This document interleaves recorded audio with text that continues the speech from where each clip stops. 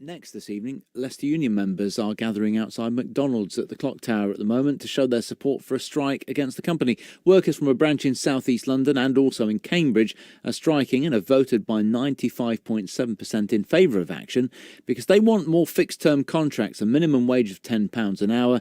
This is the very first ever strike in the company's history here in the UK.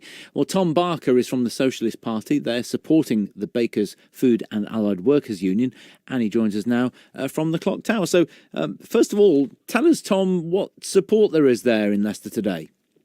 Well, the demonstration was called at quite late notice. There's about 20 or 30 people that turned out for it, a lot of union activists, but also a lot of local people that agree with what the McDonald's workers are doing. But the crowds that are gathering to listen to what we're saying, that are stopping, signing petitions, reading material, is big. And I think this is because the struggle of the McDonald's workers kind of resonates with large sections of society, particularly in poorer cities like Leicester. So just remind us of what the workers want, because £10 an hour is way above the minimum wage that lots of other workers want, isn't it?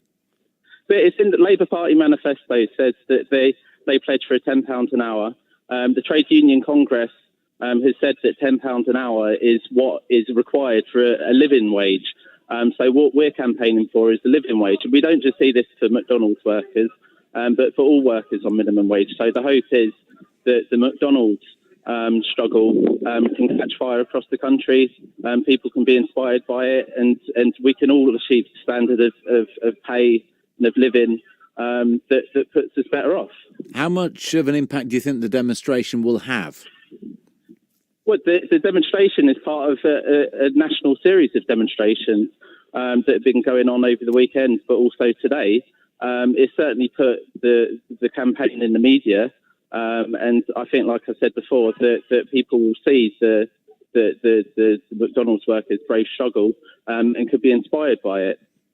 In actual fact, McDonald's pointed out that only 0.1% of the staff are involved in the dispute. But as you said, this is more about getting a proper living or living wage, if you like, for everybody, not just McDonald's workers.